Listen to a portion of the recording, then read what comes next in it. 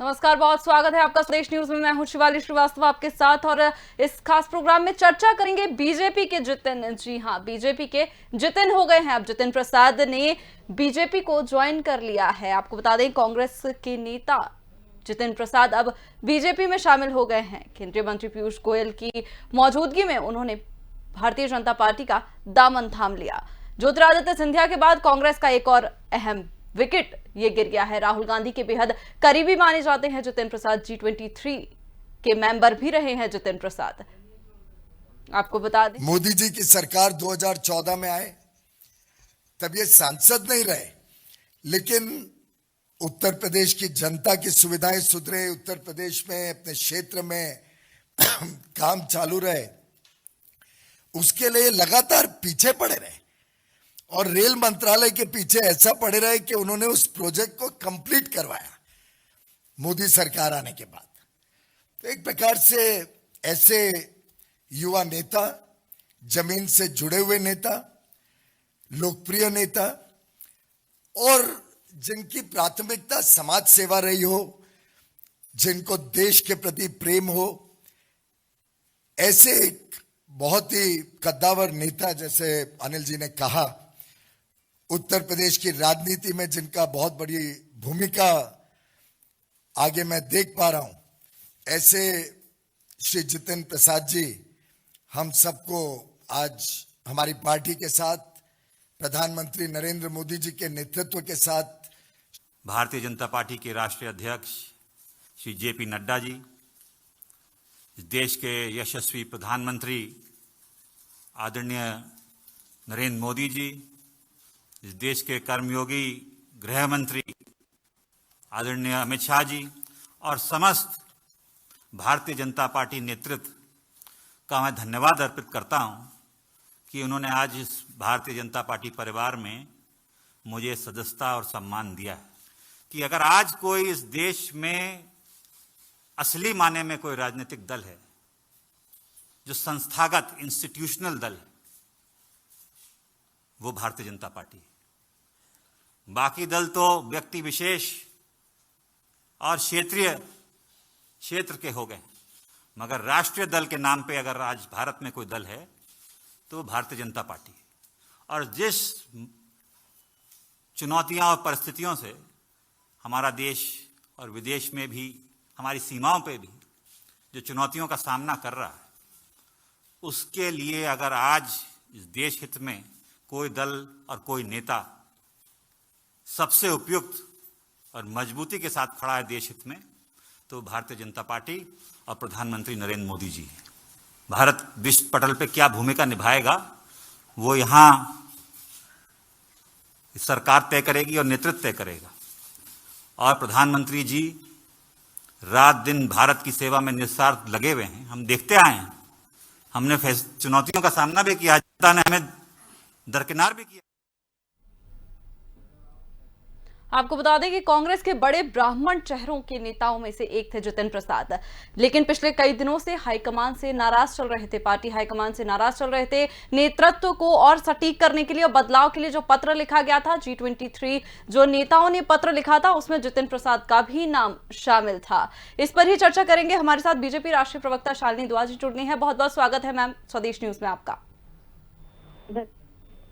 शालिनी जी, एक और विकेट जो है कांग्रेस का गिर गया है।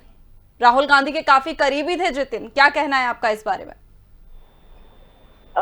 देखिए, ये सभी जानते हैं कि आज कांग्रेस पार्टी जो है वो आपसी कलेश से जो है वो ज्यादा परेशान है, ज्यादा ग्रसित है और उसकी जो पॉपुलैरिटी खत्म हो गई, उसका जो नीचे आने का जो उनका स्तर गिरता जा रहा है, उसका बहुत बड़ा कारण यही है कि उनके आपसी कलेश। और आपसी कलेश ये वाले नहीं है कि जैसे कोई बहुत बड़ा परिवार हो जाता है तो उसमें आपसी कलेश होते हैं, थोड़ी बहुत लड़ाई झगड़े होते हैं।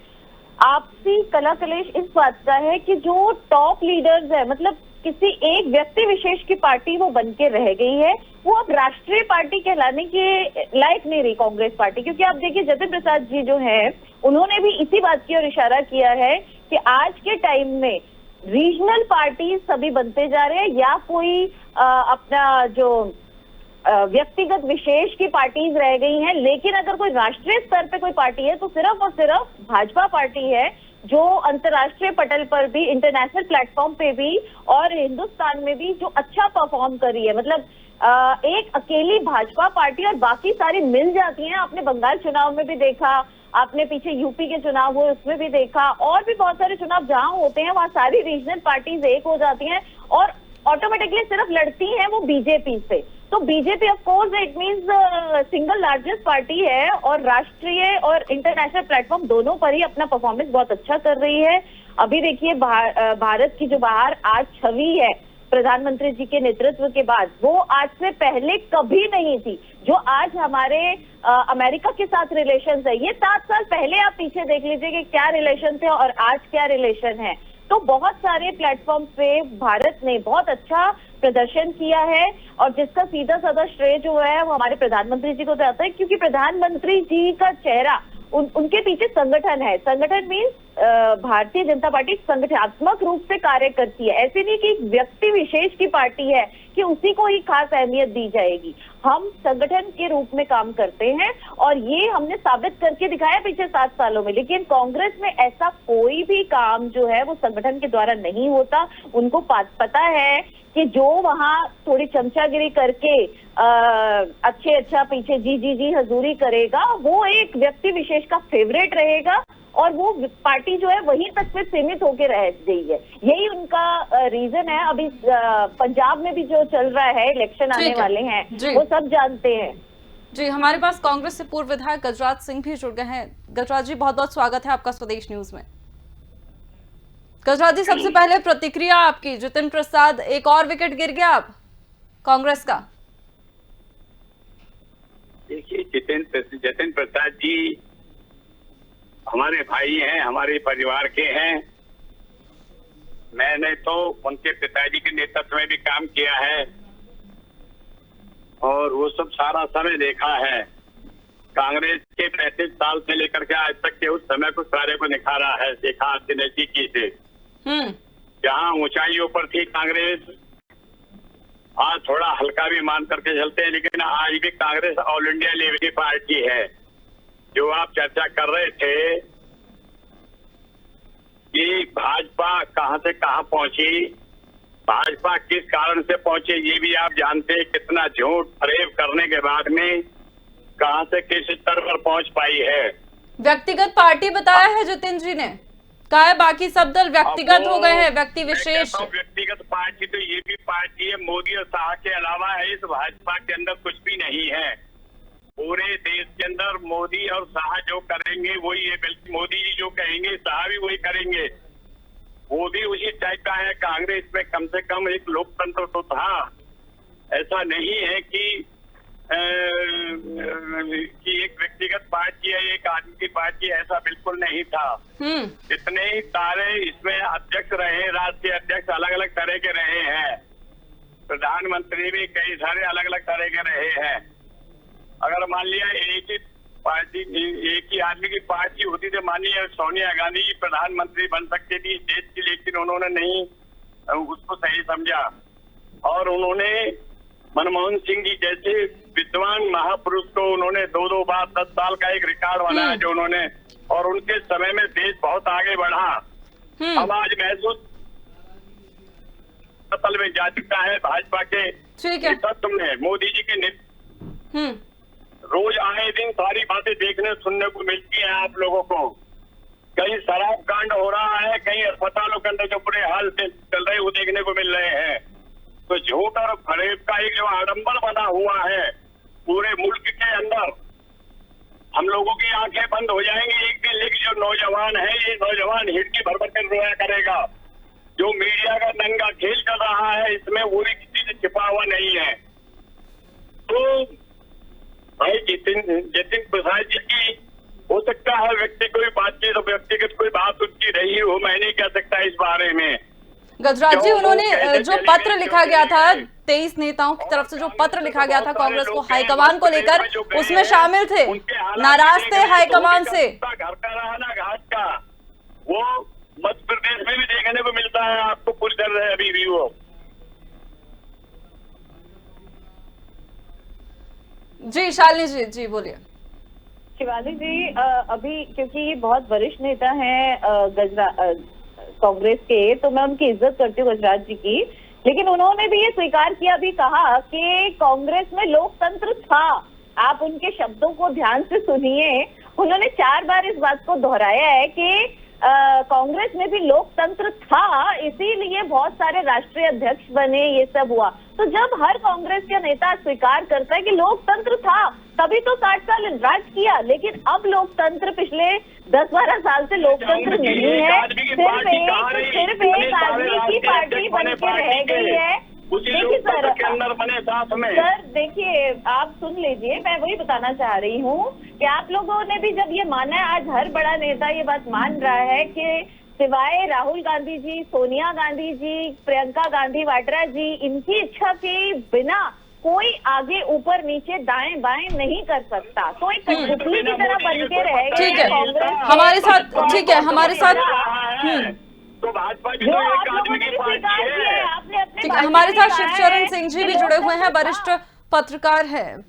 शिवचरण जी, ये जो जोड़ तोड़ जो हुआ है आज, जितिन प्रसाद जी ने भारतीय जनता पार्टी का दामन थाम लिया है, क्या लगता है कितना वोट बैंक की एक बात करें अगर, तो ब्राह्मण वोट कितने जा सकते हैं अब?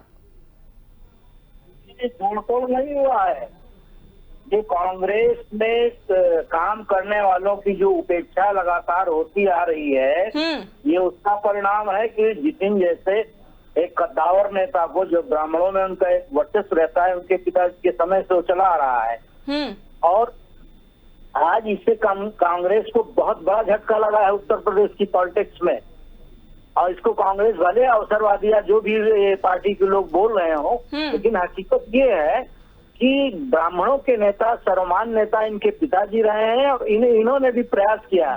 दुर्भाग्य से ये ऐसी पार्टी में अभी तक रहे हैं जिसमें नेतृत्व की कमी रही है, जिसके कारण ये पार्टी सर्वाइव उत्तर प्रदेश में नहीं कर पा रही है।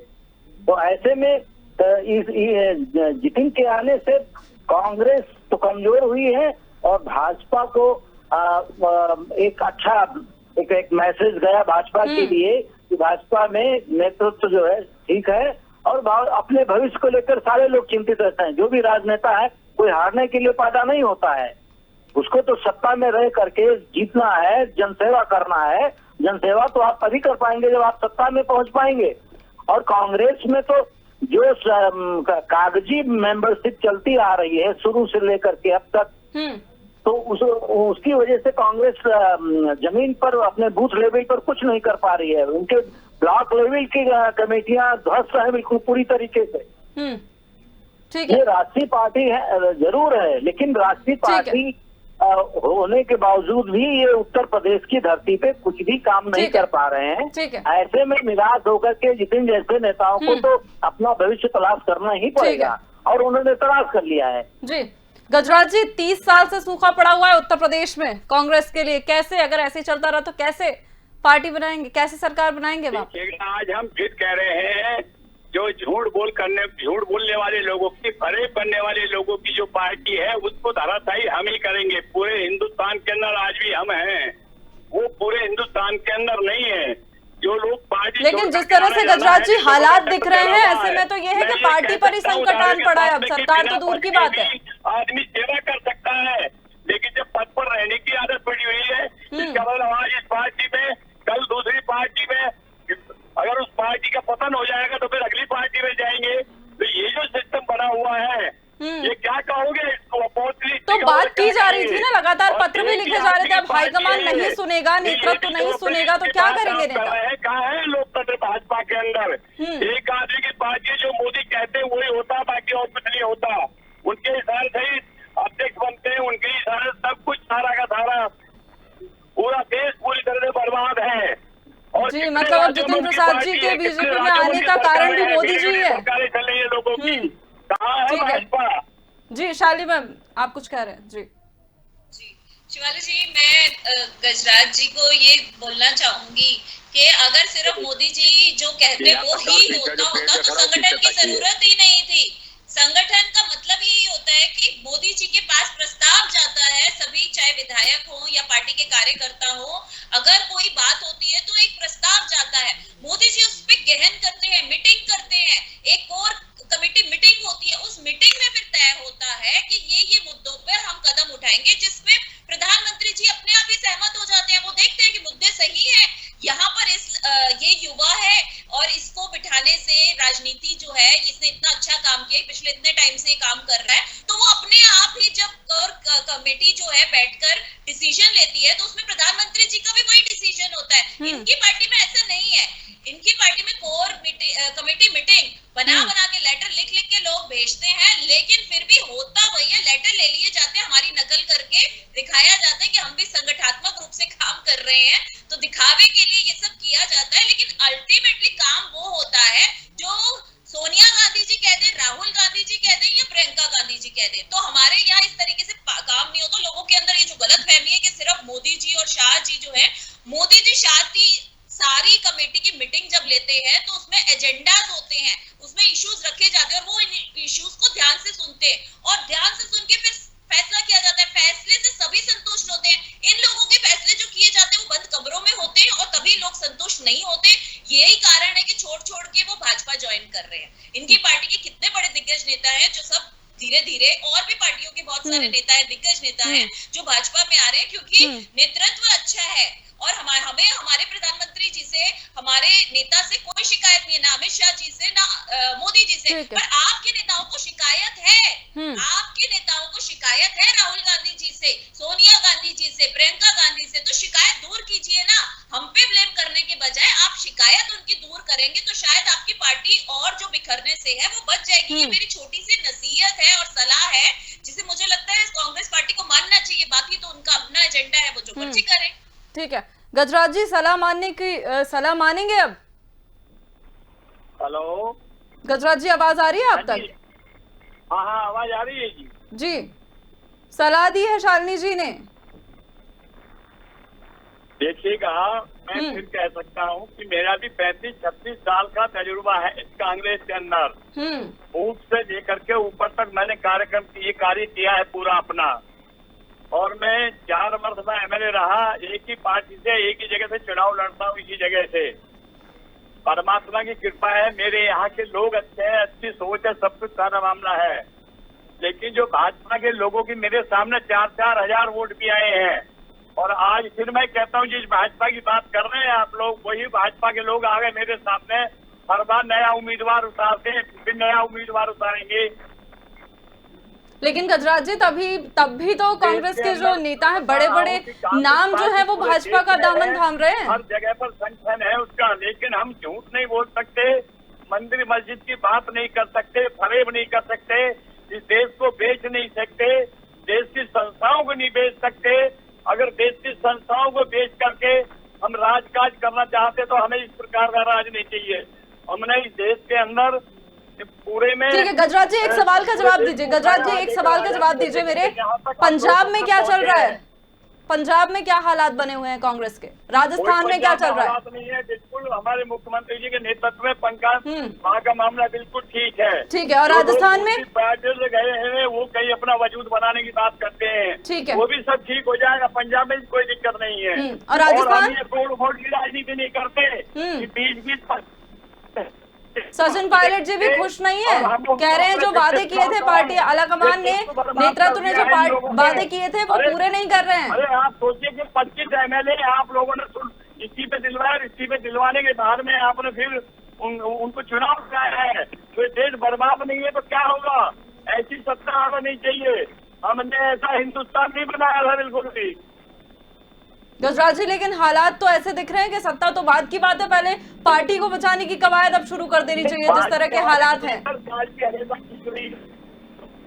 जी शिवाली जी, जैसे ये कह रहे हैं गजराज जी के इनके यहाँ हर बार नए चेहरे उतारे जाते हैं, तो इट मीन्स इनको ये बात समझ आ गई है ना कि हम लोग नए को चांस देते हैं, युवा को चांस देते हैं। भारतीय जनता पार्टी युवा को चांस देती है। इनके यहाँ तो जो 70 साल पुराना नेता था आज भी वही दोहराया जाएगा। भाई बुरी बात नहीं है, हम जो तजुर्बेकार नेता हैं उनकी इज्जत करते हैं ताकि वो हमको मार्गदर्शन कर सके। तो हमारी पार्टी में उनको मार्गदर्शक के तौर पे रखा जाता है, जितने बड़े बड़े दिग्गज नेता हैं, और युवाओं को चांस दिया जाता है कि आप आगे बढ़िए, और ऐसा नहीं कि बूढ़ों को साइड पे फेंक दिया जाता है कि आप कोई काम ना करें। इसीलिए सेकंड लाइन जो है वो खत्म की जा रही है कांग्रेस की।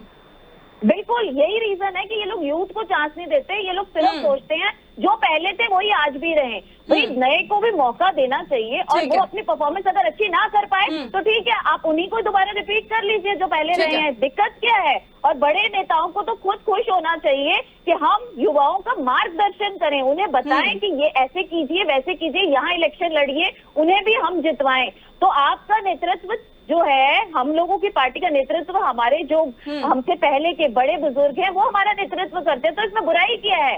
हम कम से कम ये पार्टी जो है संगठनात्मक रूप से इसीलिए काम करती है। यही रीजन है कि आज युवा को ये लगता है कि मोदी जी हमें भी चांस देंगे। हमारा कोई पॉलिटिकल बैकग्राउंड नहीं है, मेरा कोई पॉलिटिकल बैकग्राउंड नहीं है, लेकिन उसके बावजूद भी मैं प्रवक्ता हूँ, ऑफिशियल प्रवक्ता हूँ। क्यों? क्योंकि मुझे पता है यही एक पार्टी ऐसी है जो पीछे का आपका पॉलिटिकल बैकग्राउंड नहीं देखेगी, वो आपकी परफॉर्मेंस देखेगी, वो आपका काम देखेगी, बस।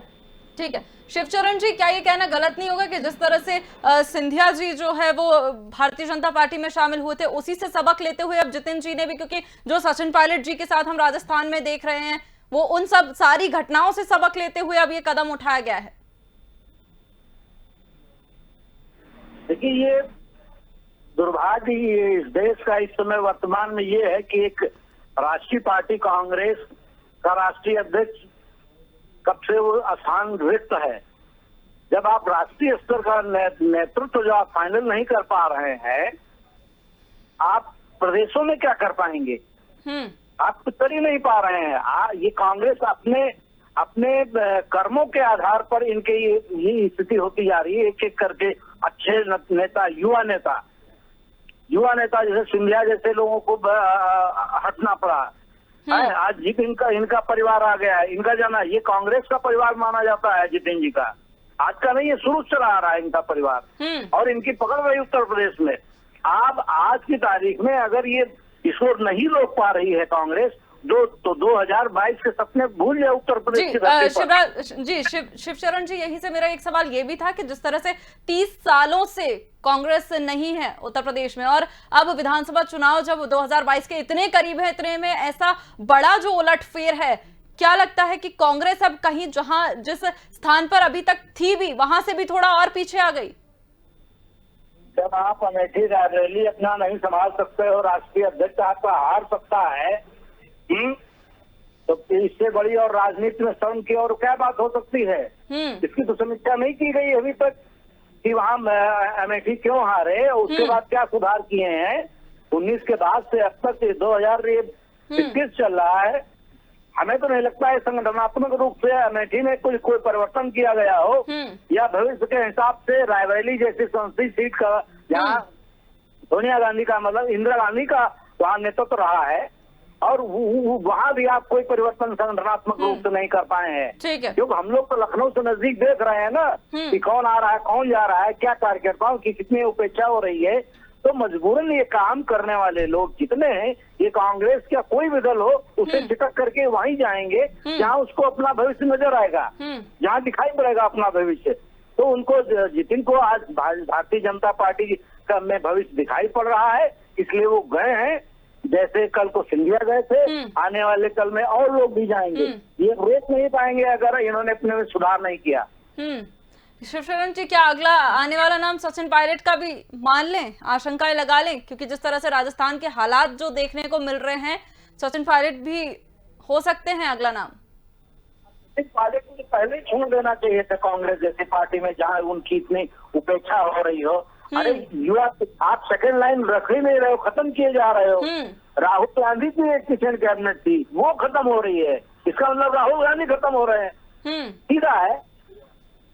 ठीक है गजराज जी, सेकंड लाइन खत्म हो रही है कांग्रेस की पूरी। ज्योतिरादित्य सिंधिया को देख लें, जितिन प्रसाद जी को देख लें, और जिस तरह के हालात बनते नजर आ रहे हैं, सचिन पायलट जी का भी लगता है कुछ दिन बाद नाम इसमें शामिल हो जाएगा। देखिएगा, मैं सेकंड लाइन की बात नहीं कर रहा हूँ। कांग्रेस ने सेकंड लाइन को उठाने का पूरा प्रयास किया। बहुत कम उम्र के अंदर, जैसा आप कह रहे थे, ये जो बड़े बूढ़े लोग हैं, जो बड़े लोग हैं, वो छोटे लोगों को भी सहारा दें, उनको ऊपर उठाएं। उसी को परिपक्वता के साथ में, चाहे अपने सिंधिया जी थे, चाहे उसमें पायलट साहब थे, चाहे नवीन जिंदल थे, चाहे जतिन भैया थे, चाहे और बहुत सारे लोग ऐसे हैं जिनको सेकंड लाइन में उठा करके बहुत कम एज के अंदर एमपी बनाया, बहुत कम एज के अंदर उनको स्टेट मिनिस्टर बनाया, कैबिनेट का मिनिस्टर बनाया और उनको पार्टी की जिम्मेदारी दी गई है, जबकि आज तक का रिकॉर्ड है इतनी कम एज के नेताओं को जिम्मेदारी नहीं दी गई। कांग्रेस ने कौन सी कमी छोड़ दी इस सेकंड लाइन को नेताओं को बनाने में? मैं मानता हूं कि जो नौजवान है उनको भी आगे आना चाहिए, लेकिन जो बड़े बुजुर्ग हैं ये तो नहीं है कि उनको लाभ। कौन सी जिम्मेदारी अंडमान निकोबार से हट कर ये पश्चिम बंगाल की जो जिम्मेदारी सौंपी गई थी जितिन प्रसाद जी को, वो उस पर अधीर रंजन चौधरी जैसे प्रदेश अध्यक्ष पनिशमेंट पोस्टिंग थी ना, ये तो एक तरह से। आज पूरी की पूरी कांग्रेस 90% यूथ कांग्रेस के हाथों में जो जवान है 25 से लेकर 40 साल के 45 साल के जो लोग हैं उनके हाथों में संगठन पूरा है।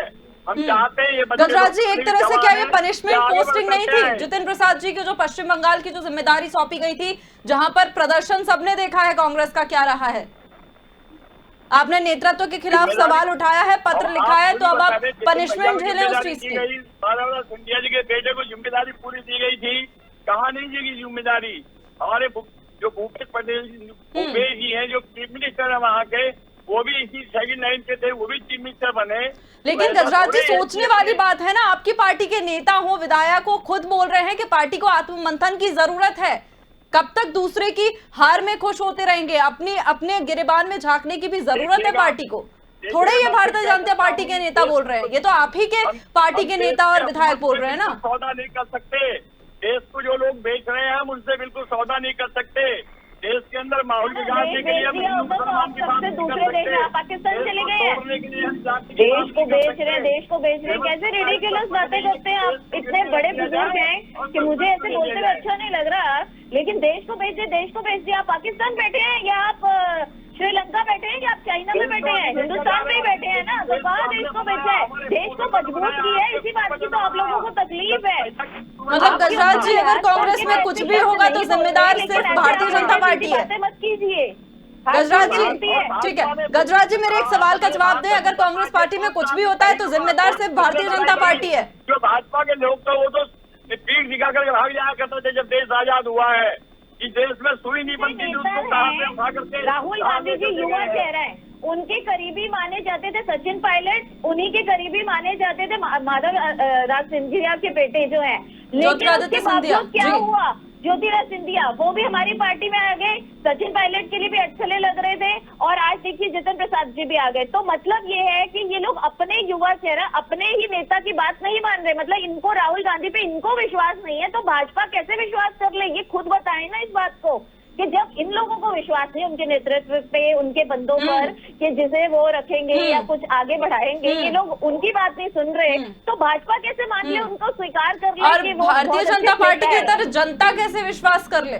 बिल्कुल, अपनी पार्टी के इनके लोग विश्वास नहीं कर रहे, तो जनता कैसे विश्वास कर ले? यही मैं इनसे सवाल कर रही हूँ कि आप लोगों को, ठीक है बड़े बुजुर्गों को हटाया नहीं जा सकता, उनके मार्गदर्शन की जरूरत होती है, लेकिन अगर जब तक आप युवाओं को चांस नहीं देंगे तब तक आपका पतन निश्चित है। और युवाओं को चांस के ये नहीं कि गजराज जी, ना संगठन इतना मजबूत है, ठीक है गजराज जी, ना संगठन इतना मजबूत है, ना नेतृत्व में कोई फेरबदल हो रहा है।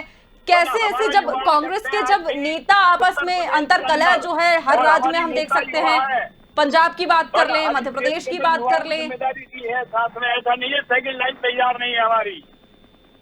हमारा जो प्रदेश का अध्यक्ष है युवा है, आपके सामने है अजय कुमार लल्लू जी, युवा है बिल्कुल पूरी तरह से। और जिन सेकंड लाइन की आप बात कर रहे थे वो जो भी गए उनको भी युवा अवस्था में उठाया और सेकंड लाइन लेकर के चले उनके लिए भी। लेकिन जिनकी आप बात कर रहे हैं उन्हीं की वजह से भी जितिन प्रसाद की नाराजगी जो है खुले मंच पे भी कई बार जाहिर कर चुके हैं। वो तवज्जो नहीं दी जा रही है। आपके पार्टी नेताओं का लगातार कहना है कि तवज्जो नहीं दी जा रही है, पार्टी में बात नहीं सुनी जाती, नेतृत्व तो बात नहीं करता। जितिन प्रसाद जी फिर से कांग्रेस को नहीं भूल सकते बिल्कुल भी। माधवराज सिंधिया जी भूल सकते हैं लेकिन जतिन जी नहीं भूल सकते। जतिन जी के अंदर वही कांग्रेस का ब्लड आज भी है पूरी तरह से।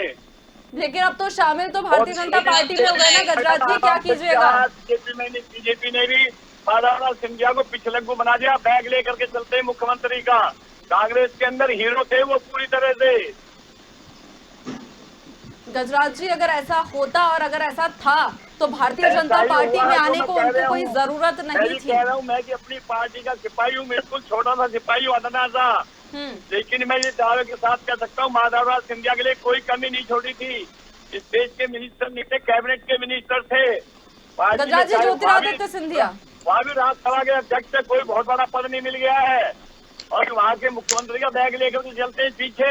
शिवाली जी, जितिन प्रसाद जी के आज भाजपा ज्वाइन करने से असल में कांग्रेस बौखला गई है, क्योंकि उनको पता है कि वो वैसे भी यूपी में नहीं जीत रहे थे, लेकिन अब उल्टी मुंह की खानी पड़ेगी, इसलिए इस बात का दुख है और इस दुख को वो किस तरह से जाहिर करें, तो इसलिए बार बार वो ब्लेम भाजपा को करते हैं। पर मुझे समझ नहीं आता, आपका परिवार का सदस्य अगर कोई भाजपा परिवार में आ रहा है तो ये आपके यहाँ के नेतृत्व की गलती है ना, हमारी तो कोई गलती नहीं है ना। तो ये इस बात को ये लोग नहीं समझते, ये बार बार एक ही बात कहते हैं, उल्टे मुंह की खा के वापस आएंगे, उल्टे मुंह की खा के वापस आएंगे। तो भैया आप अपना नेतृत्व जब तक नहीं सुधारेंगे तब तक आपके सभी नेता जो है वो भाजपा की ओर, उनको दिखता है, यहाँ दिखता है कि भविष्य है, और यहाँ नए लोगों को, पुरानों को भी चांस दिया जाता है। कितने लोग ऐसे हैं जो आज बड़े बूढ़े हैं हमारे, जो शासन कर रहे हैं, पिछले 10-10 साल से केंद्रीय मंत्री भी रहे हैं, सांसद भी हैं, ऐसा कुछ नहीं है। लेकिन ये है जहाँ अच्छी परफॉर्मेंस, चाहे कोई युवा करता है तो उसको चांस दिया जाता है,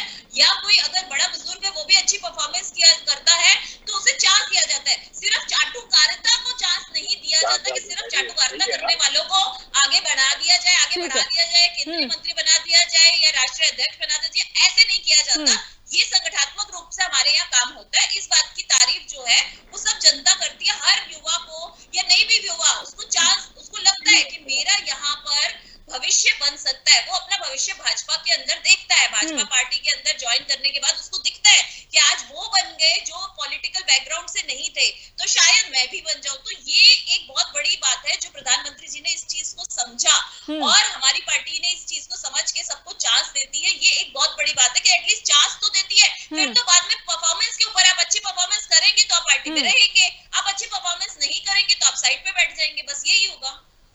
यहाँ तो परफॉर्मेंस के लिए चांस भी नहीं दिया जाता।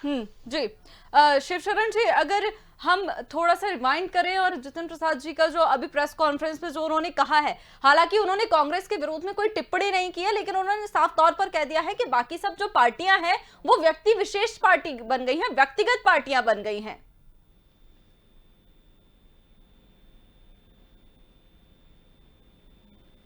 शिवशरण जी, अब तक मेरी आवाज आ रही है? शिवशरण जी तक हमारी आवाज नहीं पहुंच पा रही है, फिर से संपर्क करने की कोशिश करेंगे उनसे। लेकिन गिरिराज जी, लगातार जो है वो नेतृत्व पर सवाल उठा रहे हैं। आपकी पार्टी के नेता ही, भारतीय जनता पार्टी नेतृत्व पर सवाल नहीं उठा रही है। अभी आपकी जो पार्टी के नेता हैं, विधायक हैं, वही लोग लगातार पत्र लिख रहे हैं, नेतृत्व में परिवर्तन की मांग कर रहे हैं, संगठन मजबूत हो इसके लिए कह रहे हैं। तो ऐसे में क्या जरूरत नहीं है खुद के अंदर झांकने की, आत्ममंथन करने की? देखिए, मैं ये मानता हूँ कि जो लोग मांग कर रहे हैं तो मांग करना कोई बुरी बात नहीं है किसी भी पार्टी में रह करके। लेकिन जो आप सेकंड लाइन की बात कर रहे थे, मैं कहता हूँ जतिन भैया एमएलए का चुनाव भी लड़े हैं, जतिन भैया एमपी का चुनाव भी लड़े हैं, जतिन भैया उससे पहले भी एमपी का चुनाव लड़े हैं, जतिन भैया मिनिस्टर भी रहे हैं, महाराज सिंधिया जी के बेटे मिनिस्टर भी रहे हैं, कई चुनाव लड़े हैं। तो इसके अंदर पार्टी क्या करेगी ये बताइएगा? पूरे दिए गए हैं, और आज भी हम सब कह सकते हैं, मतलब गिरिराज जी आप ये कहना चाह रहे हैं, गजराज जी माफ कीजिएगा, की जो पार्टियां जो बर्बाद करने पर लगी हुई हैं, झूठ सच फरेब करके, जाति बिरादरी के नाम पर चल करके, हिंदू मुसलमान के नाम पर चल करके हम लोग उस काम को नहीं कर सकते। देश पूरी बर्बादी की तरफ है। मतलब गजराज जी आप ये कहना चाह रहे हैं कि कांग्रेस को किसी भी तरह के आत्ममंथन की या किसी भी तरह के परिवर्तन की कोई जरूरत नहीं है। इन सब लोगों ने इस देश को बर्बाद कर दिया है पूरी तरह से। इसमें हम लोगों ने इस देश को बनाया, हमारे बड़े बूढ़ों ने इस देश को बनाया, आपके बड़ों ने इस देश को बनाया, लेकिन बीजेपी और आरएसएस के लोगों ने का इस देश के अंदर कोई योगदान नहीं है बिल्कुल भी। और इन्होंने झूठ फरे बोल करके, हिंदू मुसलमान के आडंबर फैला करके इस देश को बिल्कुल बर्बाद करके बेच दिया है। जो लोग सत्ता के, इसका मतलब ये है कल को अगर मान लिया भाजपा कमजोर होगी 100%, तो ये लोग वापसी चिमटाना शुरू कर देंगे। तो ये जो अगर सत्ता में ही रह करके काम ठीक है, मतलब गजराज जी आपकी बातों का जितना मैं समझ पाई हूँ उनका मतलब यही है कि कांग्रेस जो कर रही है अच्छा कर रही है और किसी भी तरह के परिवर्तन की या किसी भी तरह के आत्ममंथन की कोई जरूरत नहीं है। 8 बार लगातार मेरी पार्टी ने मुझे टिकट दिया, एक ही हल्के से एक ही पार्टी ने मुझे कभी टिकट मांगने की जरूरत नहीं पड़ी है। ऐसे बहुत सारे लोग हैं जिन्हें टिकट मांगने की जरूरत नहीं पड़ती थी। पार्टी क्या करती है इनके लिए? ठीक है गजराज जी एक सवाल का, ठीक है गजराज जी एक सवाल का मेरे जवाब दीजिए। ठीक है, एक मेरा सीधा सवाल, छोड़ करके भाग ले। अगर हमारे नेता के ऊपर कोई आरोप लगाता है तो उसका मतलब ये नहीं है कि हम उन्हें छोड़ करके भाग ले वहां से। ठीक है गजराज जी मेरे एक सवाल का जवाब दें, एआईसीसी के चुनाव क्यों नहीं हो पा रहे हैं, क्यों टलता जा रहा है? हालात चल रहा ये एक की टोपी इसके सर, इसकी टोपी इसके सर, ये क्या चल रहा है? दो फुटबॉल, एक फुटबॉल ले ली है बस, इधर से उधर हो रही है। 2-2.5 महीने से जो बीमारी का जो बीजेपी वालों ने बढ़ाया है, उत्तर प्रदेश के अंदर इस मोदी और योगी ने इस बीमारी को बढ़ा दिया। अगर चुनाव नहीं होते तो क्या बीजेपी, गजराज जी बीजेपी आपको बोल रही है कि सोनिया गांधी और राहुल गांधी के बीच में आप फुटबॉल खेलते रहिए? कोई गाँव ऐसा नहीं है जहाँ 15 लोग मारे गए हो, कोई दवाई इनके पास नहीं है, कोई पलंग बेड इनके पास नहीं था, वेंटिलेटर इनके पास नहीं था, वैक्सीन इनके पास नहीं थी, दवाई इनके पास नहीं थी। जबकि राहुल गांधी ने इनको बार बार बताया कि आपकी साइकिल लहरा रही है, इसकी आप तैयार रही है, और इन्होंने कुछ भी नहीं किया। तो ऐसे में चुनाव अच्छा लगेगा? चुनाव यही करा सकते हैं जिन्होंने 5 राज्यों में चुनाव कराया, उत्तर प्रदेश में कराया। अगर पार्टी के अंदर चुनाव होना है हमारे यहाँ, लेकिन माहौल पहले देश का माहौल ठीक हो जाए, इसके बाद होगा। नफरत कर रहे हैं, ये हमको स्वीकार नहीं है कि आप हमसे नफरत करते करते आज देश से नफरत कर लें। वुहान वायरस आपके मुंह से एक बार नहीं निकला, लेकिन कमलनाथ कहते हैं इंडिया वेरिएंट है, वही इंडिया वेरिएंट। मतलब गजराज जी इस पर जरूर आपकी प्रतिक्रिया। जी बिल्कुल देना चाहिए, पूरी बात बताइए। जी मैं आपको बताती हूँ पूरी बात। जी मध्य प्रदेश के पूर्व मुख्यमंत्री कमलनाथ ने, जी मध्य प्रदेश के पूर्व मुख्यमंत्री कमलनाथ ने कहा है कि ये जो वायरस है वो भारतीय वायरस है और अब भारत की पहचान मेरा भारत महान नहीं, मेरा कोविड हो गई है। देखो, अगर आप गांव की संस्कृति में पली पढ़ी हैं, आप गांव के अंदर जाकर के मालूमात करें। जो ये बहन जी बोल रही थी, ये भी गांव में जाकर के देखें। मार्च से पहले गांव में क्यों मौत नहीं हो रही थी? जब से चुनाव प्रारंभ हुआ तब से लेकर आज तक देश में क्यों मौत हो रही है? गजराज जी कोई भी टिप्पणी इस बात को सही साबित नहीं कर सकती कि आप भारत पर, आप देश पर टिप्पणी कर रहे हैं, वो भी इस तरह की टिप्पणी। 5 लोग इसमें जाते रहे हैं। ये लोग, प्रॉब्लम ये है कि भाजपा विरोधी होते होते देश विरोधी बन चुके हैं। प्रॉब्लम इनको समझ ही नहीं आ रही कि आप भाजपा का विरोध करते करते अरे आगरा में कैसे, जो आपका पूरा का पूरा उसके ऊपर नेतृत्व था, आपके सीएमओ के अंदर में था, आगरा के अंदर पूरे के पूरे लोग मारे गए। तो आप ये बोल देंगे कि मेरा भारत बदनाम हो चुका है? गजराज जी आप जो भी है, आपको देश की कोई फिक्र नहीं, आप देश को बदनाम करने के लिए कुछ भी कह सकते हैं। आप ये पूछ सकते हैं आपके नेता कि जब गए थे एयर स्ट्राइक करने तो क्या वहां पर पेड़ गिरा के आए थे? ये भी आप लोगों ने पूछा ना, हमने तो नहीं पूछा था। तो आप लोग कब भाजपा विरोधी होते होते देश विरोधी हो गए, ये आप लोगों को समझ नहीं आ रहा। जिन लोगों को समझ आ रहा है तभी तो अरे भाजपा तो देश की दुश्मन है। भाजपा ने क्या किया इस देश के अंदर? बर्बाद तो कर दिया इस देश को। लाल किला तुमने बेच दिया, टेलीफोन विभाग तुमने बेच दिया, सब कुछ तो तुमने बेच डाला, रेल तुमने बेच दिया। क्या छोड़ा है तुमने इसमें? इस किसान को बर्बाद कर दिया। गैस के दाम तुमने बढ़ाए, पेट्रोल के दाम तुमने बढ़ाए, डीजल के दाम तुमने बढ़ाए, किराए तुमने बढ़ाए, सब कुछ तो बढ़ा दिया। क्या छोड़ा है इसके अंदर? और पता नहीं कैसे बोलते हैं आप लोग, इतनी जानकारी रखने के बाद या तो आप किसान के सिस्टम को नहीं समझते, गांव की जिंदगी जहाँ वापिक नहीं है, और आपको खाली इन्हीं बातों को बोलना है, झूठ सच बोलना है, इसके अलावा करना नहीं है आप लोग। आज देहात में निकल करके देखे क्या संस्कृति गाँव की है, क्या छत्तीसगढ़ देहात की रीत है, जो मीडियम श्रेणी का आदमी जहर खाने के लिए तैयार। गजराज जी आपने सारी बातों, ठीक है आपने ये तो बता दिया कि भारतीय जनता पार्टी क्या कर रही है क्या नहीं कर रही। ठीक है गजराज जी आपने ये बता दिया कि इन्होंने एक बात नहीं बताया कि ये लोग कब भाजपा विरोधी होते होते देश विरोधी। अरे हमने सोच से लेकर हवाई जहाज बना के दिया इस देश के अंदर। हमने इस देश को कहां से कहां नहीं उठाया। गाँव में रह चला करती थी हमने ट्यूबवेल का। ठीक है गजराज जी आपने देश को बिल्कुल आपने ठीक है आपने देश को नई ऊंचाइयां दी, तो अब आपको ये हक मिल गया कि आप ऐसी टिप्पणी करेंगे? किसान का हर घर घर में कार हमने पहुंचाने का काम किया। सारा काम हमने किया। जिस देश में सुई नहीं बनती थी उस देश के अंदर, हिंदुस्तान के अंदर वो सारी चीज कांग्रेस ने पैदा की। अरे भाजपा वाले तो अपने ये जो लड़ाई लड़ी जा रही थी। तो फिर तो गजराज जी, जिस तरह से आप बता रहे हैं कि कांग्रेस ने ये किया है, तो उसके बाद तो बिल्कुल ऐसी टीका टिप्पणी नहीं करनी चाहिए कांग्रेस को भारत के लिए। क्या हमने सुई से लेकर हवाई जहाज तक बनाने का काम नहीं किया क्या? भगवान, तो इसमें इसके बाद तो फिर मेरा भारत महान नहीं, मेरा भारत बदनाम है, ये टिप्पणी आपके मुंह से निकलनी ही नहीं चाहिए। करी थी उन संस्थाओं को इन्होंने बेच दिया है। ये अपनी आत्मा से अंतरात्मा से सोचे कि उन संस्थाओं को बेचा है इन्होंने या नहीं बेचा है। तो जो कुछ किया, गजराज जी मेरी बात सुनिए, ठीक है गजराज जी मेरी बात सुनिए, आपकी बातों का सार मैं समझ गई कि जो हुआ भारतीय जनता पार्टी ने किया, जैसे हुआ चाहे कांग्रेस में हो चाहे कांग्रेस के बाहर हो, लेकिन भारतीय जनता पार्टी ने तो नहीं कहा था आके कि आप भारत को इस तरह से, भारत के लिए इस तरह की टिप्पणी कीजिए, या उसके लिए भी आप बोल दीजिए कि भारतीय जनता पार्टी जिम्मेदार है। मुसलमान करके हजारों लोगों को इन लोगों ने मरवाया है। ये सब जानते हैं कैसे ये कहा था 2 लोगों से आज ये अपने 300 लोगों की पार्टी बन के कैसे बने हैं। कौन सा इनका धर्म कर्म अच्छा था, कौन सा इन्होंने डेवलपमेंट कर दिया था। केवल अपने हिंदू मुसलमान पैदा करने से, लोगों को मार करके मरवा करके, रेलों में उनकी हत्या करवा करके ये पहुंचे हैं। उन सब बातों को क्यों कहलवाना चाहते हैं?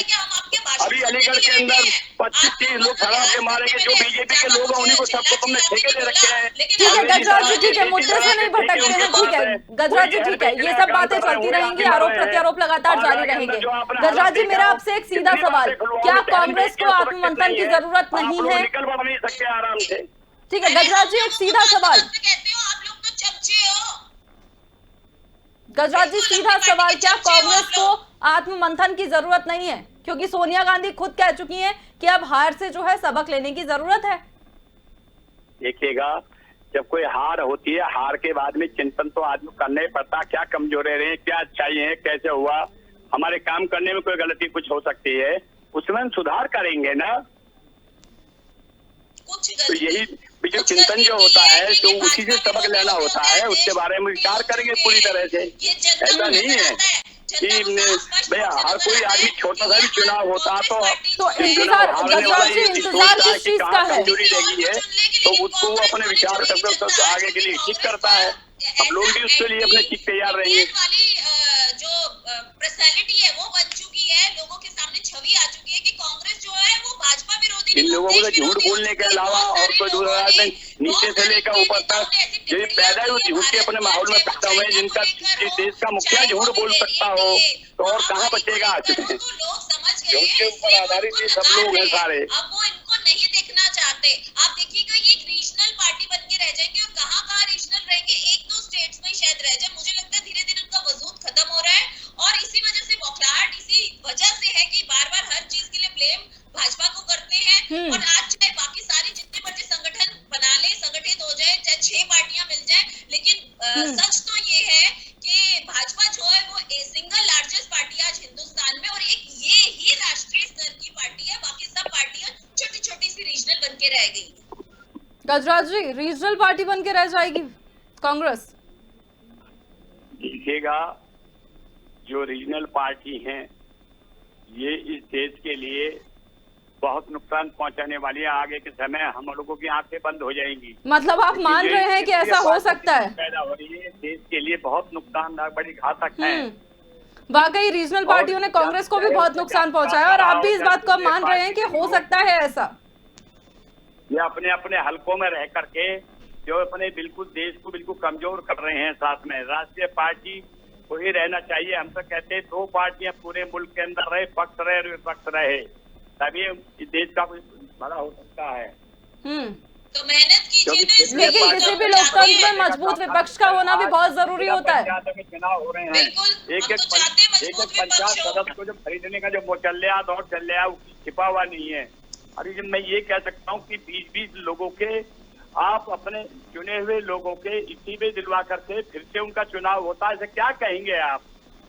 लेकिन जी गजराज जी, लेकिन यहाँ पे बात अभी खरीद फरोख्त की तो है ही नहीं। आपके पार्टी के नेता ही आरोप लगा रहे हैं नेतृत्व पर।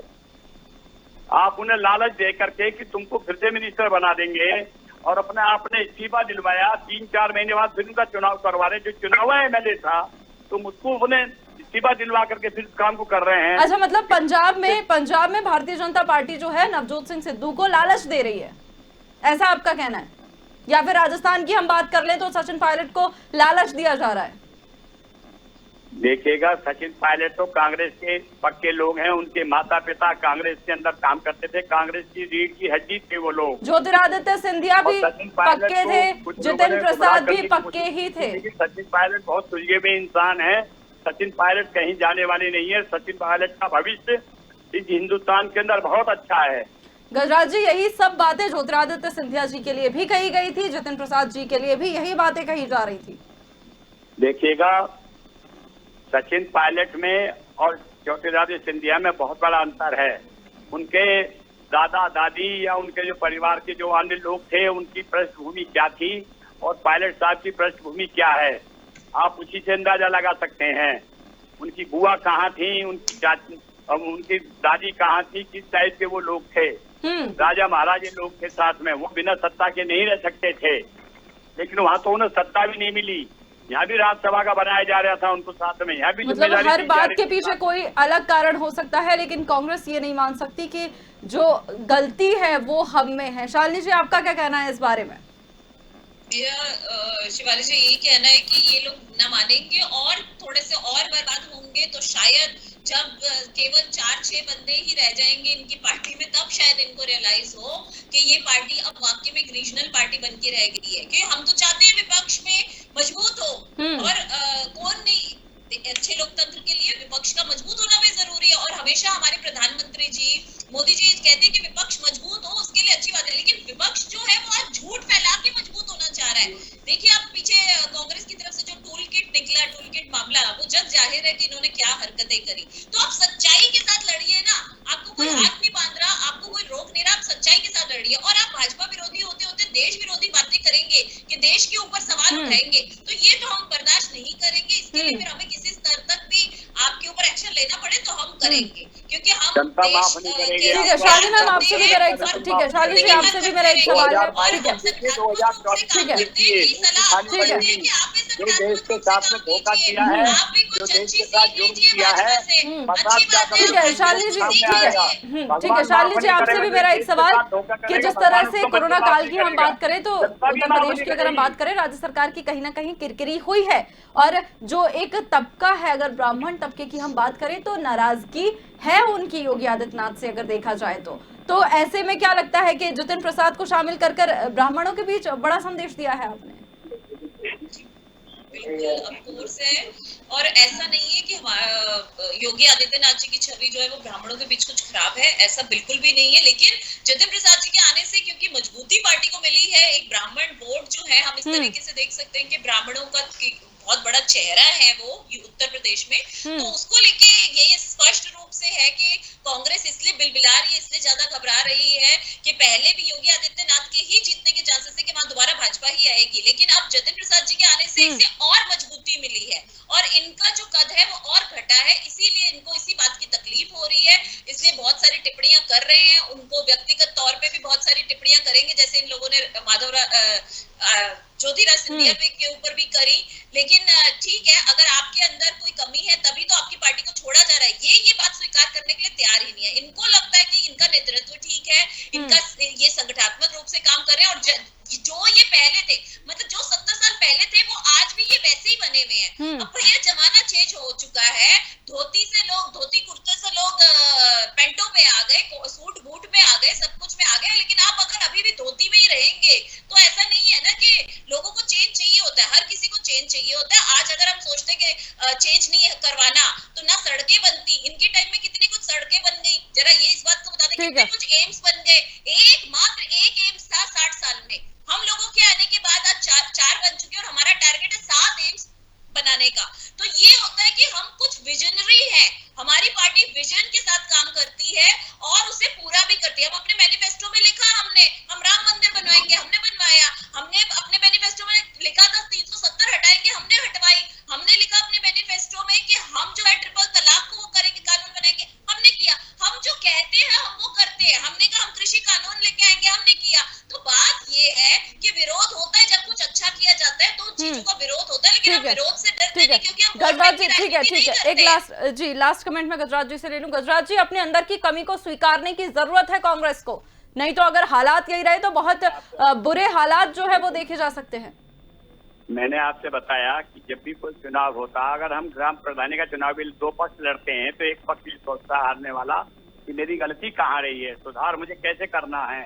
तो यही पार्टियों का भी खेल है, चुनाव के बाद में हर पार्टी उसका मंथन करती है। तो बता तो रहे हैं आपके पार्टी के नेता सुन कर रहे हैं, यही तो आरोप है उनका। तो ऐसा नहीं है कि घर में बैठने वाले हम लोग नहीं है, राष्ट्रीय पार्टी हमने इस देश को बनाया, इस देश को हमने आजाद किया, हमारे बड़े बूढ़ों ने आजाद कराया। इन भाजपा या आरएसएस वालों का इसमें कोई योगदान नहीं है। जिन सड़कों की बहन जी मेरी बात कर रही है, गाँव में जाकर के देखें, शहर में रहती हो अगर गाँव में जाकर देखें तो गड्ढे मिलेंगे आपको, गड्ढों को पार नहीं कर सकती। और जो सड़कों की लेकिन ये बात सही है गजराज जी, आप भले ही अपनी पार्टी में हो रही चीजों, ठीक है, आप भले ही अपनी पार्टी में हो रही घटनाओं का जो जिम्मेदार है वो भारतीय जनता पार्टी को मान ले, लेकिन पूरा देश देख रहा है कि क्या कुछ हालात पार्टी में बने हुए हैं और क्यों ये हालात जो है वो सामने आ रहे हैं। बहुत बहुत धन्यवाद आप दोनों का हमारे साथ जुड़ने के लिए। तो आपको बता दें, ज्योतिरादित्य सिंधिया के बाद कांग्रेस सांसद राहुल गांधी की टीम से एक और बेहद अहम विकेट गिरा है। कांग्रेस नेता और पूर्व केंद्रीय मंत्री जितिन प्रसाद आज भारतीय जनता पार्टी में शामिल हो गए हैं। दिग्गज नेता जितेंद्र प्रसाद के बेटे हैं जितिन प्रसाद। केंद्रीय मंत्री पीयूष गोयल ने जितिन प्रसाद को पार्टी में शामिल करवाया है। उत्तर प्रदेश चुनाव से पहले ये बड़ा सियासी उलटफेर है। G23 में जितिन प्रसाद शामिल थे। तो आपको बता दें कि जिस तरह से आज पूरा समीकरण हुआ वो देखने वाली बात थी। उत्तर प्रदेश विधानसभा चुनाव 2022 से पहले इतना बड़ा उलटफेर, बहरहाल देखने वाली बात होगी कि अब कांग्रेस का कदम क्या होता है। जब तक के लिए मुझे दीजिए इजाजत, देखते रहिए स्वदेश न्यूज। नमस्कार।